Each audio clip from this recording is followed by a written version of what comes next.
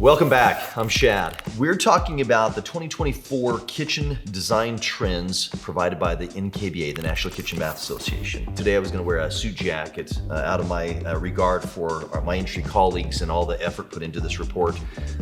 Didn't work out. So in the future videos, if you see me with a suit, that's the reason why. The next point that they make in this is that kitchen islands are a gathering place in the home, allowing for socializing, school or work during meal prep and cleanup. Islands are kind of fascinating to me. I definitely see the way the islands are becoming like the focal point of almost not just the kitchen, but also the great room. They're getting larger. It talks about here about the storage, the managing electronics, seating, meal prep, cleanup. In other words, it's becoming a very, very diverse space. And to be honest with you, I've done quite a few islands in the past where I've put them on casters, on wheels, right? Our showroom actually has that, and I've done maybe 3 or 4 clients' projects where they needed versatility for the space. That makes the island even more versatile. Perhaps some point down the road we'll go into more in-depth segment about that, okay? Islands are becoming a design focal point with different color cabinetry or countertops than the surround. So honestly, this is a kind of an old fad or trend to have an island be a different color than the rest of the kitchen. But it's very, very strong in the marketplace right now. And in other words, they're suggesting this will continue into 2024. I believe that very much to be the case, especially since the island is becoming a unique focal point. The lighting over the island is more likely to take on a statement role. So you might see the pendant fixtures that hang down have a lot of visual interest to them versus the subtle can lights of the past. Okay, something like that. Plants, grow plants, maybe even food in your kitchen if you've got the right lighting to create that. I could see that continuing to grow as nutrition is a stronger focus. Homeowners are adding more refrigeration space. So this might be, it's talking about columns and drawers and convertible spaces. So you might not know this yet, but a lot of refrigerators are starting to incorporate the ability to switch a space between a freezer and a fridge. Isn't that clever? Not only to mention that, but drawers, say for snacking, kids coming home from school, somebody be able to use another part of the kitchen where there's a refrigerator without having to walk through the main working area of the kitchen and interfere with the way the space is being used, say for meal prep or something else, okay? The next section is about there's an increased focus on sustainability.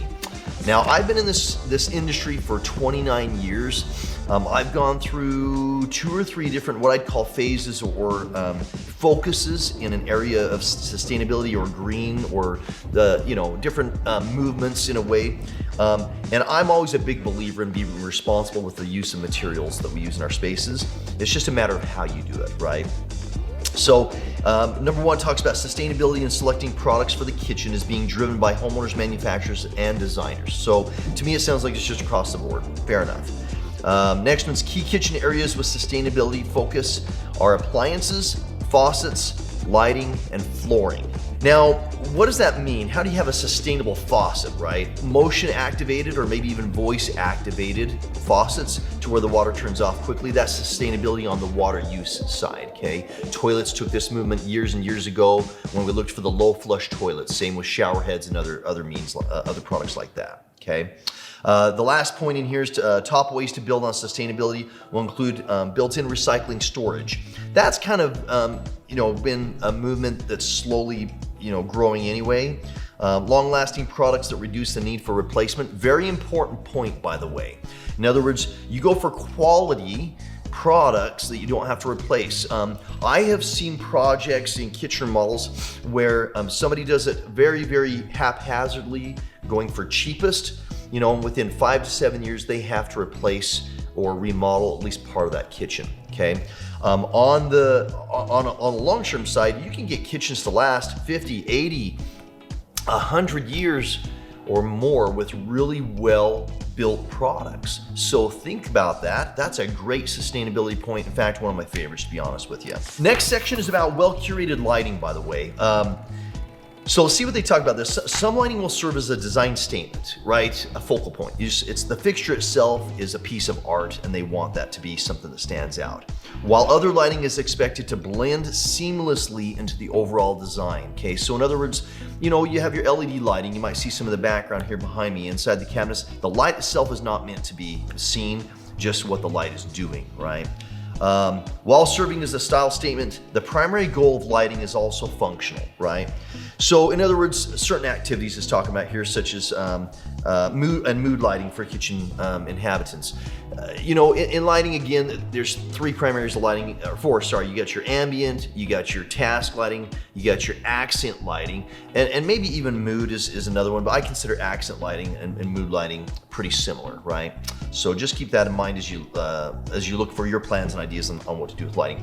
The last one of the lighting section is passive technology is expected to play a key role in lighting functionality, such as light sensing, motion sensing, voice activated and programmable to your lifestyles and schedules. Right, the smart home. Everything's going to your smartphone, right? You press a button or you just say, "Hey Siri," you know, and something happens. That's heading that direction. I don't think that it's gonna go backwards, right? So just think about how that plays into how you use your space. You might not worry so much about the placement of your light switches, right? As in old days. So very interesting way that might drive the design aspect of the use of a space. New kitchen features. This is kind of fun. I'm gonna just rattle these off, okay? And then I'll just highlight a couple that I find interesting. Talk about islands, such as in the islands, using appliance drawers, charging areas, sinks and dining areas, right? Pantries, walk-in and butler pantry to get clutter off the countertop, hide it away in the closet. Cabinets, textured and patterned wood finishes. Countertops, quartz and engineered materials with honed matte finishes. Backsplashes, solid surfaces integrated with countertops. You know, there's just so many different little things happening in the industry, the changes and the trends, driven by you, by the way, sometimes it's hard to keep up with, even for designers. Reports like this can make it really easy to keep ahead of the game and try to plan for the future. Okay.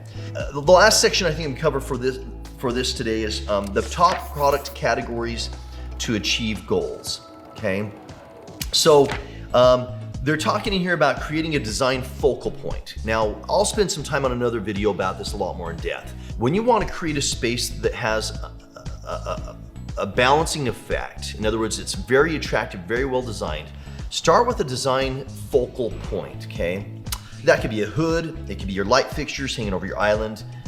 There's a lot of different ways you can do heavy detailed materials around, say a walk-through pantry cabinet. Your fridge area could be interesting enough to be a focal point, okay?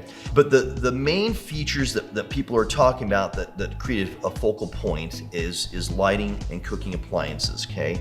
And they see that changing though to refrigeration appliances but lighting still remaining the same. Contrast to the other parts of the kitchen. It talks about islands, countertops, flooring, and lighting, okay? In other words, they're not trying to blend in with the rest of the space.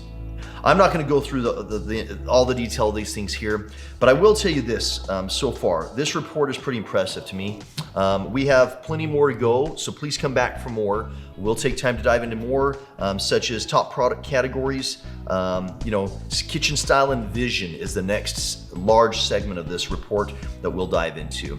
So I hope you like what you're seeing. If you have feedback, if you have opposing opinions, or you have congruent opinions, please leave them below, and of course like and subscribe to see more. All right, thanks for coming.